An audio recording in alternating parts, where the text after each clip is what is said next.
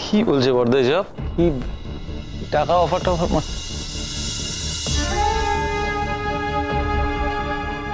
জেঠুমনি কি বলছে কিছু বুঝতে পারছি না তো।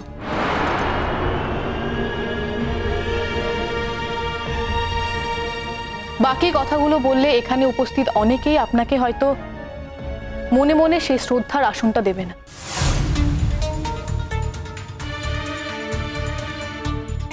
তো আমি সেটা চাই না। আমি আজও আপনাকে শ্রদ্ধাই করতে চাই, কিন্তু আপনি যদি বারবার আমার ম্যামকে অপমান করেন, অসম্মান করেন, তাহলে সেই শ্রদ্ধার জায়গাটা থাকবে না স্যার।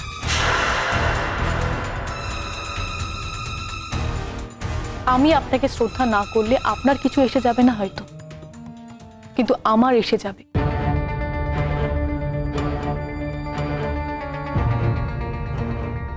আমি আপনাকে শ্রদ্ধা করতে চাই,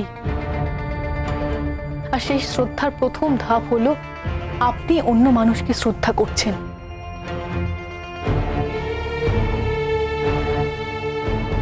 আপনি যোগ্য মানুষকে যোগ্য মর্যাদা দিচ্ছেন।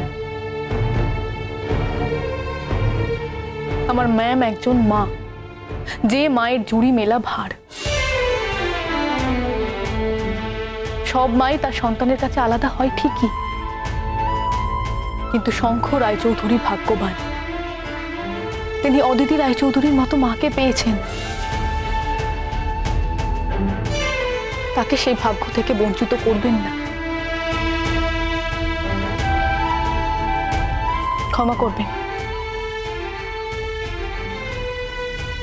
আমি এখনো আপনাদের বাড়ির বউ হয়ে ঢুকিনি, তার আগেই আমি অনেকগুলো কথা বলে ফেললাম। আমি বলতে বাধ্য হলাম।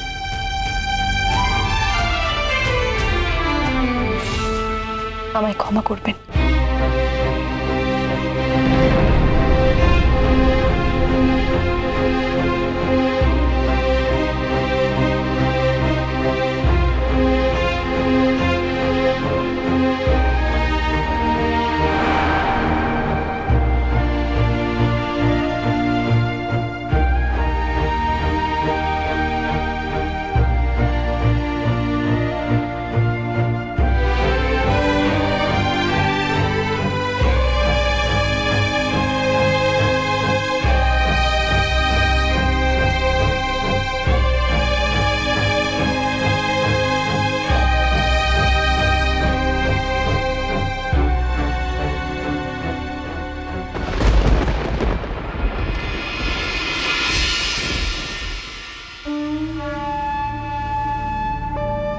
কি ব্যাপার সৃষ্টা, তোমার এত ডিপ্রেস লাগছে কেন? সেটাই কি স্বাভাবিক নয় ছোটকা? না, স্বাভাবিক নয়। এরকম তো কথা ছিল না চেষ্টা। লোকজন যেন তোমার দিকে এটা বুঝতে না পারে যে তুমি কোনো সমস্যায় আছো। লোকজন যেন বুঝে তুমি ভালো আছো, রাইট? এটা একটু বাড়াবাড়ি হয়ে যাবে না? না মানে এতদিন যাকে বিয়ে করার জন্য এত টানা হেঁচড়া করেছি, আজকে তার অন্য আরেকজনের সাথে বিয়ে, আর আমি সেখানে এসে আনন্দে হাসি মুখে ঘুরে বেড়াচ্ছি। এই হাসিটা আমি ফোটাতে পারবো না ছোটকা, প্লিজ কিছু মনে করো না। না, কিন্তু তোমাকে যেটা আমি এত ভালো অ্যাক্টিং করতে পারি না ছোটকা। যদি এত ভালো অ্যাক্টিং করতে পারতাম তাহলে আমি অভিনয়টা করতাম, তোমাদের কলেজে পড়াতে আসতাম না। হ্যাঁ, সেটাও ঠিক, কিন্তু অ্যাটলিস্ট তুমি লোকজনকে এটা বোঝাও যে তুমি সবটা মেনে নিয়েছো। অ্যাটলিস্ট এটুকু বুঝুক যে তুমি বুঝেছো যে যা হয় সেটা ভালোর জন্যই হয়। হ্যাঁ, আমার আশাটাই তো সেটা প্রমাণ করে ছোটকা। না, সেটা প্রমাণ করে না। আমি চাই তুমি শঙ্কর সাথে একবার ফেস টু ফেস কথা বল, 1:1। সুযোগ পেলে বলবো, কিন্তু ও আজকে যা ব্যস্ত, সব তো নিজে হাতেই করছে। আর শুধু তো ব্যস্ত না, ওই প্রতিবাদী বউ, তাকে নিয়ে ওর গর্ব, অহংকার। তখন দেখেছিল ওর মুখটা? এই অহংকার তোর বেশি দিন থাকবে না চেষ্টা, কয়েকদিনের জন্য, কম সময়ের জন্য। কারণ আমি তো মেয়েটাকে বাড়িতে ঢুকতে দেবো না, ও আমাকে অপমান করেছে চেষ্টা, আমাকে। আমি কি ভাবতাম জানো তো ছোটকা, আমি ভাবতাম যে তুমি তো আমাকে খুব ভালোবাসো, ওর জন্য আমি ওই বাড়িতে ঢুকতে পারছি না, সেই জন্য বোধহয় তোমার ওর ওপর এত রাগ। না, এটা মিথ্যে নয়, এটা মিথ্যে নয় চেষ্টা, এটা সত্যি। তবে আমাকে অপমান করেছে, এটাও সত্যি। তুমি দেখো নি কলেজে আমাকে কিভাবে হ্যারাস করেছে, কখনো মিডিয়ার সামনে, কখনো অন্য কোনো ইস্যু নিয়ে। তোমার কি মনে হয় আমি সব ভুলে গেছি?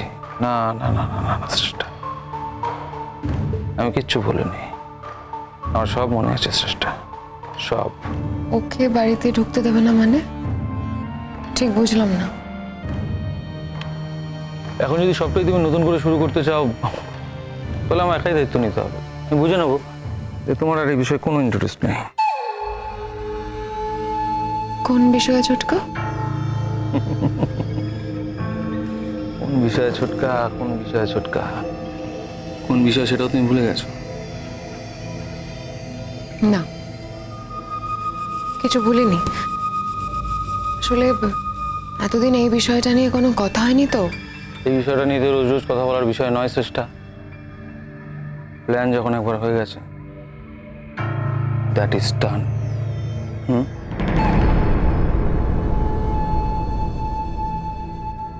তুমি কি এনেছো?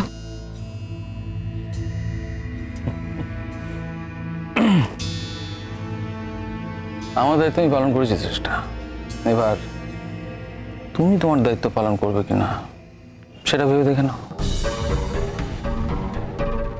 তোমার কি মনে হচ্ছে যে আমি আমার দায়িত্ব পালন করব না? না, মানে হতেও তো পারে, মানুষের মন তো কখন চেঞ্জ হয়ে যায় কে জানে। কখন যে তোমার মাইন্ড চেঞ্জ হয়ে যাবে সেটা তো আমি জানি না চেষ্টা। আর অ্যাকচুয়ালি আমি তো আর কোনো ব্যাপারটা তোমাকে জোর করে করানোর চেষ্টা করছি না, তাই না?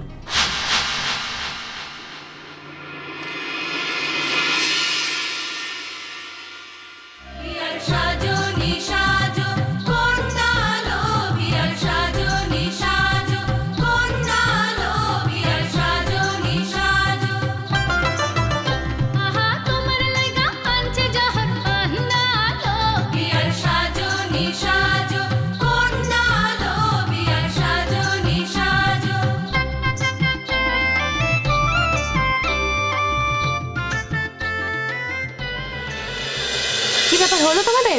তাড়াতাড়ি ছাড়ো ওকে, এরপর গয়না পরাতে হবে তো। হ্যাঁ, হয়ে গেছে। তাড়াতাড়ি করো, বাকি অনেকগুলো গয়না আছে এখনো পরার। দেখি মোহর, বাকি গয়নাগুলো পরে নে তো এবার। দেরি হয়ে যাবে কিন্তু এবার। মা বকাবকি করবে। দিদি, এত গয়না দিস না। আরে এত গয়না দিস না বললে হবে? দেখ, তোর বর তো তোর জন্য গয়না নিয়েই এসেছে, আবার মা সঙ্গে করে নিয়ে এসেছে গয়না। তাহলে কোনটা তুই পরবি না বলতো? কোনটা পরবি না? মায়ের গয়নাগুলো পরবি না নাকি বরের দেওয়া গয়নাগুলো পরবি না বল? দিদি, এত গয়না আমার ভারী লাগে। ভারী লাগে বললে চলবে? বিয়ে করছো, এত বড় ভার নিচ্ছ, আর সামান্য এই গয়নার ভার নিতে পারবে না বললে তো চলবে না। পরে নে মোহর তাড়াতাড়ি, আর সুন্দর লাগবে গয়নাগুলো পরলে। মা কিন্তু দুবার এসে তাড়া দিয়ে গেছে, হ্যাঁ? এবার খুব বকবে। দেখি। বাহ, দারুণ লাগছে। দিদি, এই মোহর দেখ কে এসেছে। কিন্তু আমি তো কাউকে নিমন্ত্রণ করিনি। আরে তুই নেমন্তন্ন করিস নি, তাতে কি যায় আসে বলতো মোহর? শঙ্কর নিজেই তো নেমন্তন্ন করে দিয়েছে, আর তাতেই আমার সব বন্ধুরা চলে এসেছে। তোরা সবাই বিট্রেয়ার, তোরা সবাই মিলে আমাকে এমন করলি। আমরা তো সবই জানতাম বিয়ে হচ্ছে, তুমি বিয়ের কোণে তুমিই জানতে না। এই শোন, কিংসু, রিয়া ওরা কোথায় রে? সব আসছে, ওরা সবাই আসছে। আমি একটু আগে এসে গেছিলাম, শাশুড়িকে দেখলাম নিচে, তাই ওকে বললাম চল মোহরকে দেখে আসি আগে। এরকম বিয়ে তো আর কখনো দেখিনি, জীবনেও দেখিনি, জীবনে শুনিও নি। দেখা এবং শোনা হয়ে গেল। শুধু দেখা আর শোনা কেন বলছিস, পার্টিসিপেট করাও তো হলো। দেখ, শঙ্খ তোকে নেমন্তন্ন করেছে ঠিকই, কিন্তু তোরা তো আমাদেরও গেস্ট। এই শোন, কোনে যাত্রী যাবি তো? সব গুলিয়ে যাচ্ছে। শঙ্খ বলল রিসেপশনে থাকতে হবে, কন্যাযাত্রী যারা আসবে তাদের রিসিভ করতে হবে। আমরা যে কি করি।